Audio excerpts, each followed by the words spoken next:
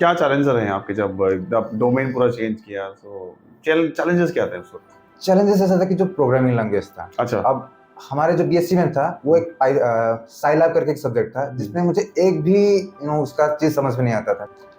ये कि जिंदगी में कुछ भी कर लो, people value a genuine person. Hello and welcome. You are listening to The Student Diaries, sharing the heartbeats of college life. सो ऋषिकेश, कुछ बताइए अपने ग्रेजुएशन के बारे में आप पहले।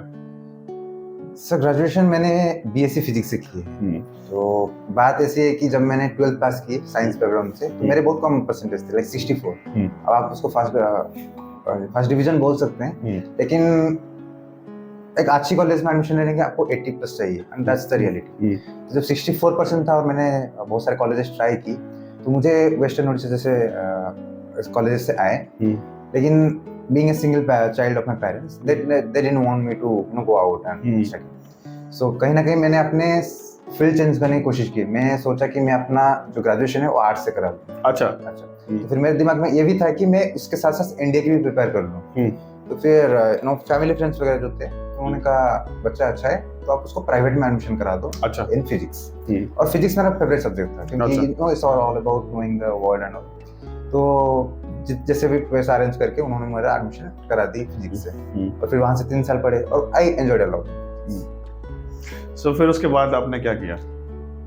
फिर उसके बाद जैसे हर कोई बच्चा करता है, फिजिक्स स्टूडेंट, ग्रेजुएशन स्टूडेंट, कि आप मास्टर के लिए जाओ और इन द सेम डोमेन। तो मैंने वही कोशिश की, और जो भी स्टेट लेवल के जितने भी था हमारा एग्जामिनेशन, उसको क्लियर किया, और फिर वही थोड़ा बहुत मार्क इधर उधर हुए, and then I took 1 year drop. अच्छा, ड्रॉप किया आपने? एग्जैक्टली। क्यों किया आपने ड्रॉप? ताकि मैं सोचा कि इस ड्रॉप साल में मैं कुछ ट्राई कर लूं, मतलब कुछ नया नहीं, वही एग्जाम वापस दूं ताकि कुछ ज्यादा अच्छा मार्क आ जाए और अच्छे कॉलेजेस में मिल जाए। लेकिन अनफॉर्चुनेटली या फिर फॉर्चुनेटली आप उसको कह सकते हैं कि वो भी नहीं हुआ। अच्छा। परसेंटेज पिछले साल से कम आए। ओके। तो फिर क्या करूं? वही देखा, पेरेंट्स ने देखा कि अभी जो मार्केट में स्टैंडर्ड जो भी जिसका डिमांड है वो है एमसीए का, टेक्निकल का। तो उन्होंने मेरा एडमिशन टेक्निकल में कराने की उन्होंने डिसीजन लिया, और मुझसे पूछा भी। तो कहीं ना कहीं मैंने 1 हफ्ता 2 हफ्ते रिसर्च करके उसके बारे में, और मैंने मेरा कंसेंट दिया, and yes I can, I will be able to do it. So क्या चैलेंजेस रहे हैं आपके जब डोमेन पूरा चेंज किया, तो चैलेंजेस क्या थे उस वक्त? चैलेंजेस ऐसा था कि जो प्रोग्रामिंग लैंग्वेज था, अच्छा, अब हमारे जो बीएससी में था वो एक साइलैब करके एक सब्जेक्ट था जिसमें मुझे एक भी उसका चीज समझ में नहीं आता था कि ये प्रिंटफ क्यों लिखा जाता है, ये स्कैनफ क्यों लिखा जाता है, और वहाँ पे ऐसा कोई नहीं था जो उसको जैसे अच्छे से समझा पाता। और फिर जब वापस यहाँ पे आया और वही चीज देखा, इनिशियल डेज में बहुत प्रॉब्लम हुए, स्पेशली तो प्रोग्रामिंग लैंग्वेज में। लेकिन बाकी जो भी जैसे कि थ्योरेटिकल सब्जेक्ट जैसे ऑपरेटिंग सिस्टम हो गया, आपका आर्किटेक्चर हो गया, वो कहीं ना कहीं मैं उसको कनेक्ट कर पाता था टू द टेक्नोलॉजी। तो यही सब प्रॉब्लम मुझे हुए थे, लेकिन टिल नाउ मैं उसको ओवरकम कर चुका हूँ। कैसे किया आपने ओवरकम उसको?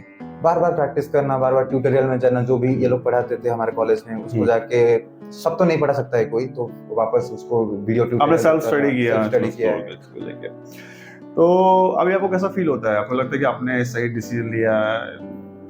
कहीं ना कहीं वो गिल्ट तो रहेगा, क्योंकि 3 साल जिसमें मैंने अपना प्यार दिया है, फिजिक्स जिसको प्यार कहते हैं, फिजिक्स इज लव कहते हैं, तो उसको चेंज करके मैं यहाँ पे क्या उसको वापस कनेक्ट कर पाऊंगा जब मैं यहाँ से पास आउट होऊंगा। लेकिन I am enjoying it here also. You are enjoying this. So where do you see yourself after 5 years? कहाँ देखते हैं, मतलब आज के बाद 5 साल बाद ऋषिकेश अपने आप को? सर पहली बात तो है कि मैं जिस फील्ड में अभी हूँ वहाँ पे मैं खुद को एक्सेल करना चाहता हूँ। अच्छा। और वापस जिस फील्ड को मैं छोड़ के आया हूँ उसको कहीं ना कहीं कनेक्ट करूंगा ताकि वो सुकून मिल सके। तो अभी पिछले 2 साल के अंदर आपकी क्या स्ट्रेंथ बिल्ड हुई है सॉफ्टवेयर के अंदर खासकर? सर जब मैं फील्ड चेंज किया तो एक बैलेंस वाला नेचर आ गया मेरे में, कि भले ही मैंने चेंज किया है इसको, लेकिन बाकी जो आगे का जो प्रॉब्लम आएंगे उसको मैं कैसे लाइफ में बैलेंस कर सकूं। और फिर अडैप्टेबिलिटी, नया सिचुएशन को मैं कैसे अडॉप्ट कर सकता हूं। सो आप डे स्कॉलर हैं? जी सर। तो अब तक हमने जितने भी लोगों से बात किया वो हॉस्टलर है। आप बताइए डे स्कॉलर के क्या चैलेंजेस होते हैं? मतलब सर डे स्कॉलर की मेरी जो चैलेंज ये है कि मैं टाइम से नहीं आ पाता हूँ कॉलेज, क्योंकि वो एक ग्रांटेड सा ले लेता हूँ कि हाँ भाई गाड़ी है तो चले जाऊंगा, तो वो कहीं ना कहीं फिर ट्रैफिक आ जाती है या फिर कुछ ऐसा हो जाता है, टाइम से उठ नहीं पाता हूँ, तो वो सब चैलेंजेस टेस्ट कलर को भुगतना पड़ता है। ओके, सो कोई एडवाइस देना चाहेंगे आप उन स्टूडेंट्स को, कल को वो अपना अगर डोमेन चेंज करते हैं तो उनको किस चीज के लिए तैयार रहना चाहिए, उनका माइंडसेट कैसा होना चाहिए? पहले तो आप मेंटली प्रिपेयर हो जाओ। आप अगर डोमेन चेंज कर रहे हो, you are mentally prepared for this. अगर चेंज भी कर लिया है, उस चीज में घुस जाओ, बाकी कुछ मत देखो। हाँ, बाकी के फोर्सेस, आउटसाइड फोर्सेस रहेंगे तुम्हें डिस्ट्रैक्ट करने के लिए, लेकिन your most of the focus will be on your new domain, जो कि आपको बहुत हेल्प करेगी आगे जाके। आपका फोकस और आपका डेडिकेशन। ओके, कोई सलाह जाते जाते? ये कि जिंदगी में कुछ भी कर लो, people value a genuine person, और आप खुद जेन्युइन बनने की कोशिश करो। Be a good human being, that's what matters. चलो, thank you. Thank you so much.